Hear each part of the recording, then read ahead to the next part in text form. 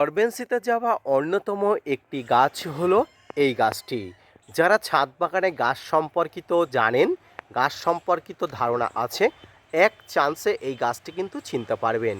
শীতের মরশুম আসার সাথে সাথে ছাদ বাগানে এই গাছটিতে প্রচুর পরিমাণ পাতা ফল হয়ে যায়, এক কথায় ন্যাড়া অবস্থায় দাঁড়িয়ে থাকে। হ্যালো ফ্রেন্ডস, আমি কমল হোসেন এবং আপনারা দেখছেন আপনাদের সেই ছোট্ট প্রিয় YouTube channel gardener tips with Kamal. ছাদ বাগানে আজকের ভিডিওর আলোচনার বিষয়বস্তু হলো আমড়া গাছ। বিভিন্ন ধরনের আমড়ার মধ্যে থাই প্রজাতির আমড়া গাছগুলো আমাদের কাছে প্রচুর পরিমাণ স্থান পায়। এখান থেকে ফুল এবং ফল পাওয়ার জন্য আমরা এগুলো মনোযোগ সহকারে পরিচর্যা করে রাখি। আজকের ভিডিওর আলোচনার বিষয়বস্তু হলো থাই প্রজাতির আমড়া গাছগুলো এই ডরমেন্সিতে থাকলে কি পরিচর্যা করবেন, কীভাবে সার দেবেন, কি সার দেবেন, কত পরিমাণ দেবেন, সব কিছু নিয়ে থাকছে আজকের ভিডিওটি। না স্কিপ করে কন্টিনিউ করুন।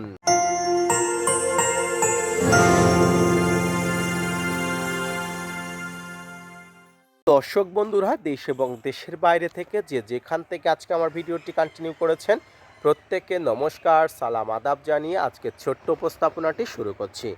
আমরা পছন্দ করি না এমন কোনো ছাদ বাগানই হয়তো খুঁজে পাওয়া যায় না বা পাওয়াও যাবে না। এই আমড়া গাছ নিয়ে আমাদের একটা মাতানো অবস্থা থাকে, আমাদের একটা ভালো লাগার স্থান থাকে। কারণ বর্তমানে ছাদ বাগানে থাই প্রজাতির আমড়া গাছগুলোতে প্রচুর পরিমাণ ফলন পাওয়া যাচ্ছে, সেগুলো কিন্তু উন্নত প্রজাতির গাছগুলোতে শুধুমাত্র। তাই সেই সমস্ত গাছগুলো আমরা যখন ছাদ বাগানে নিয়ে আসে রোপণ করি, পরিচর্যা করি, একটা সময় গিয়ে সেই গাছগুলোতে প্রচুর পরিমাণ ফুল এবং ফল পায়। এই সময় শীতের ডরমেন্সি পিরিয়ড, আর ডরমেন্সি পিরিয়ডে আপনার ছাদ বাগানে থাকা আমড়া গাছগুলোকে কি করে পরিচর্যা করবেন। মনে রাখবেন, মনের ভুলেও এই সময় আমড়া গাছকে ঘুম থেকে জাগাবেন না, কারণ এই সময়টা কিন্তু তার ঘুমের সময়। তাই গাছের গোড়াতে জল দেওয়া ছাড়া কোনো প্রকার খাবার কিন্তু আপনি দেবেন না, এটা কিন্তু আমি ব্যক্তিগতভাবে বারণ করছি। কোনো প্রকার খাবার আপনি দেবেন না, তবে কিছু রাসায়নিক সার দেওয়া উচিত, যে খাবারগুলো ঘুম ভাঙানোর জন্য নয়, ঘুমন্ত দশায় গাছকে প্রোটেক্ট করার জন্য। ঘুমন্ত দশায় গাছের উপরে যাতে কোনো প্রকার আক্রমণ না হয়, তার প্রতিরক্ষা ব্যবস্থা বা সুরক্ষা ব্যবস্থা ঠিক রাখার জন্য কি সেই খাবার, আসুন এবার আলোচনা করি। যে কোনো গাছ যখন ঘুমায়, যেমন ছাদ বাগানের অন্যতম একটি গাছ আমড়া গাছ এবং এই ভিডিওর একদম ঠিক পিছনে দেখতে পাচ্ছেন আঙুর গাছ। এই দুটো গাছ মোটামুটি পিওর ডরমেন্সিতে যায় এবং আরও একটি গাছ সেটা হচ্ছে আমলকি গাছ। এই গাছগুলো আমার ছাদ বাগানে আছে এবং পিওর ডরমেন্সিতে যায়। এই গাছগুলোতে শীতের সময় কিন্তু ঘুমন্ত দশা ভাঙানো একদম উচিত নয়। গাছগুলো ঠিক আবার ঘুমন্ত দশা ভাঙবে ফেব্রুয়ারির শুরুতেই। তাই এমন কোনো খাবার আমরা দেবো না যাতে গাছের গোড়াতে গাছের ঘুম ভেঙে যায়। এই সময় শুধুমাত্র যে খাবারগুলো দেবো সেটা হলো পটাশ, ফসফরাস, এই খাবারগুলো, যাতে গাছের শিকড় মাটির গভীরে যেতে পারে, খাবার তুলে আনার জন্য শক্তিশালী হতে পারে এবং পটাশ গাছকে একটা সুরক্ষা ব্যবস্থা বা প্রতিরক্ষা ব্যবস্থা তৈরি করে দেয়। এর জন্য আপনাকে কি করতে হবে, এর জন্য গাছের গোড়াতে আপনাকে এমওপি বা যেটা লাল পটাশ বলা হয়, লাল পটাশের একটা মিশ্রণ বা জলে গুলে আপনাকে গাছের গোড়াতে দিতে হবে। এই লাল পটাশ সপ্তাহে একবার করে গাছের গোড়াতে আপনারা দিয়ে দেবেন। পাশাপাশি ওই পটাশ সার আপনারা অবশ্যই গাছের সমগ্র যে ডালপালাগুলো আছে সেখানে স্প্রে করবেন, তবে সেটা কিন্তু এসওপি অর্থাৎ 0050। এই 0050 ছাদ বাগানে প্রত্যেকটি গাছের জন্য গুরুত্বপূর্ণ। এটি গাছের সুরক্ষা বলয় করে, প্রতিরক্ষা ব্যবস্থা ঠিক করে, এর জন্য কিন্তু আপনাকে দিতে হবে। পাশাপাশি আপনার ছাদ বাগানে এই সময় গাছের গোড়াতে আপনারা এসএসপি অর্থাৎ সিঙ্গেল সুপার ফসফেট দিতে হবে।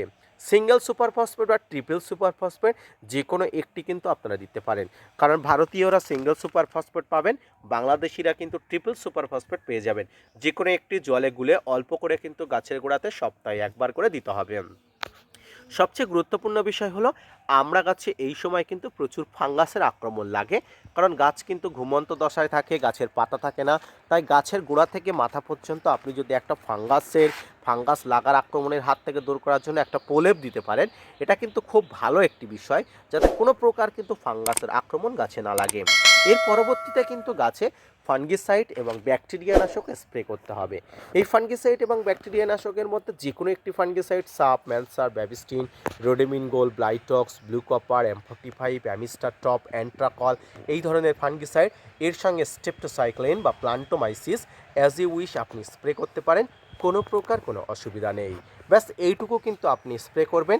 এই সময় কোনো প্রকার পিজিআর, কোনো প্রকার উল্টোপাল্টা কিছু স্প্রে করবেন না। পিজিআর স্প্রে করার ঠিক সময় হলো জানুয়ারির শেষ পর্যায়ে, বিশেষ করে আমরা কাছে। তাই আপনি খাবার দেওয়া, জল দেওয়া এবং পটাশ ফসফেটের মিশ্রণ ছাড়া কোনো প্রকার কোনো কিছু কিন্তু দিবেন না। পাশাপাশি গাছকে ভালো রাখার জন্য আপনাকে কিন্তু কীটনাশক এবং ফাঙ্গিসাইড প্রয়োগ করতে হবে। প্রিয় দর্শক বন্ধুরা, এই পরিচর্যাটুকু যদি আপনার ছাদ বাগানে যথার্থ হারে করেন, তাহলে অবশ্যই আপনার ছাদ বাগানে থাকা ডরমেন্সি গাছগুলোতে প্রচুর পরিমাণ কিন্তু শক্তি বৃদ্ধি পাবে। ঘুমন্ত দশার পাশাপাশি গাছগুলো যখন জেগে উঠবে, প্রচুর ডালপালা, পাতা, ফুল নিয়ে কিন্তু জেগে উঠবে। তাই মনে রাখবেন, আপনার একটি বিশেষ পরিচর্যায় আপনার ছাদ বাগানের এই সমস্ত আমড়া গাছগুলো যেগুলো ডরমেন্সিতে ঘুমিয়ে আছে, প্রচুর পরিমাণ বুস্টিং হবে সিজনে। আজকের ভিডিওটি এই পর্যন্ত, আশা করি বোঝাতে পেরেছি। আশা করি বুঝতে পেরেছেন। যদি বোঝাতে পারি, যদি বুঝতে পারেন, অবশ্যই আমার channel gardener tips with Kamal YouTube চ্যানেলকে সাপোর্ট দিবেন। ভিডিওটি শেয়ার করতে ভুলবেন না। ধন্যবাদ।